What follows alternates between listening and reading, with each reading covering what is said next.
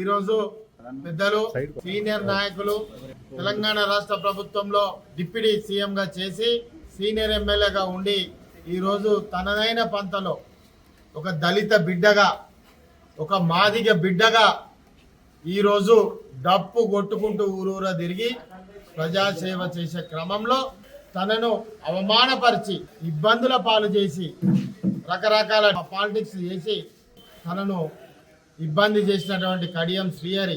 ఈ కడియం శ్రీహరి చరిత్ర ఎట్లా ఉంటుందంటే, ఇప్పుడు ఇంట్లో జ్వరంతో పండుకున్నాడంటే ఆయనే.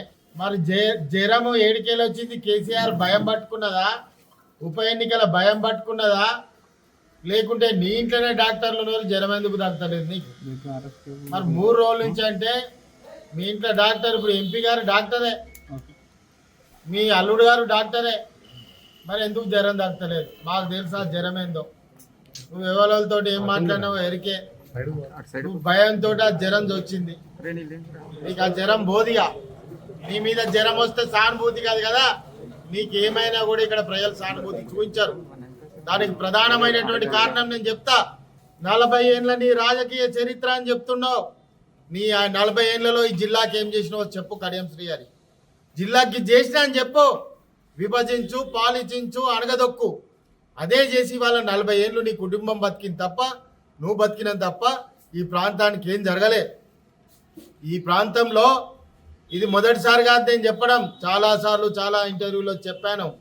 నువ్వు విధ్వంసం చేసిన ఈ ప్రాంతాన్ని మంచుకో చెడుకో గొంగళి పురుగునైనా హత్తుకు చేర్చుకోవాలని చెప్పి కేసీఆర్ గారు మిమ్మల్ని తీసుకొని ఎంపీగా చేసి, ఎంపీగా ఉన్నోని మళ్ళీ రాజీనామా చేయించి డిప్యూటీ సీఎం చేస్తే ఈరోజు కేసీఆర్ని అంటావు, కేటీఆర్ని అంటావు, బీఆర్ఎస్ పార్టీని అంటావు.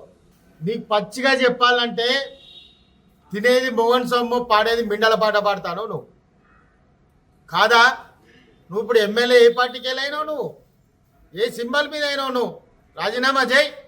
రాజన్న అడిగిన దాంట్లో తప్పే ఉన్నది? రాజీనామా చేయి. నువ్వు నీకు అదే ఉంటే, నిబద్ధత ఉంటే, నువ్వు నిజాయితీ కలిగినవి అయితే 40 ఏళ్ళు ఈ ప్రాంతానికి నువ్వు నీతిగా పనిచేసిన అంటే నీ నీతి నిజాయితీకి కడియం శ్రీహరి తార్కాణం ఈ ఉప ఎన్నికలే. నీ నీతి నిజాయితీకే కాదు, నీ సత్యశీలత కూడా తార్కాణం ఈ ఉప ఎన్నికలే. కాబట్టి నీ జ్వరం వదిలిపెట్టుకొని ఒక జ్వరం టాబ్లెట్ 650 డోలో వేసుకుంటే సరిపోతుంది. నీకు ఎరికే, నీకు అన్ని కథలు. కానీ నేను ఇవాళ చెప్తున్నాను, నువ్వు అన్యాయంగా కేసులు పెట్టించి రాజన్న లాంటి వాళ్ళని అవసరం చేస్తే ఇవాళ జిల్లా అంతా ఇక్కడికి వస్తుంది. ఈ ఆపు నీ ప్రభుత్వం ఏం ఆపుతుందో చూసుకుంటాం, నీ పోలీస్ ఏం ఆపుతుందో చూసుకుంటాం. కానీ తర్వాత నీ పరిస్థితి ఏందన్నది కూడా చూసుకో.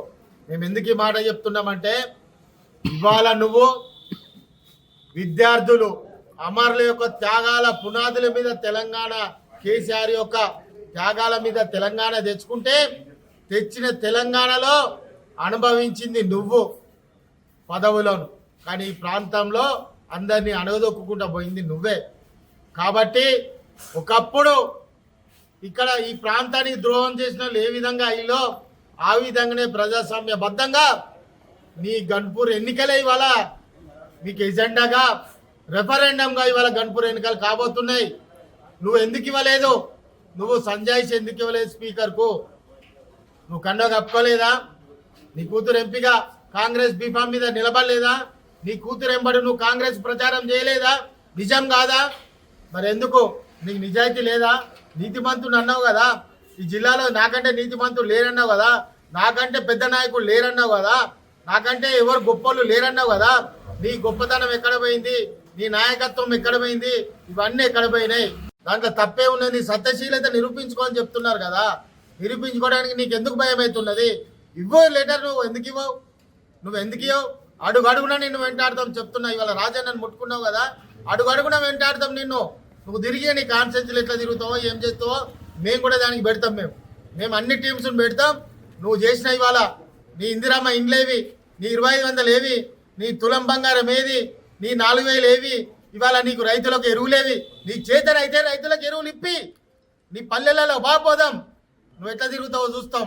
పల్లెల్లో ప్రజలు ఏమంటారో నీకు అర్థమవుతుంది, నీ పరిస్థితి ఏందో అర్థమవుతుంది. పల్లెలలో రైతులకు ఎరువులు ఇప్పియో, అదేవిధంగా వాళ్ళకు సబ్సిడీ ఇప్పియవు, అదేవిధంగా రైతు బీమా లేదు, రైతుకు మద్దతు ధర లేదు. రైతును కూసబెట్టుకుంటున్నావు.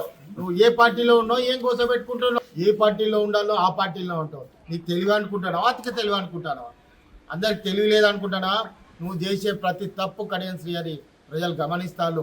నీ చివరి దశలో పోచారం శ్రీనివాస్ రెడ్డి ఏ విధంగా తప్పు చేసిండో నువ్వు కూడా ఆ విధంగానే ఇద్దరు కలిసి మీ చివరి దశలో ఒక రాజకీయ చరిత్ర ఉన్న నాయకులు వారి చివరి అంకంలో ఒక గొప్పగా నిష్క్రమించాలని అనుకుంటారు.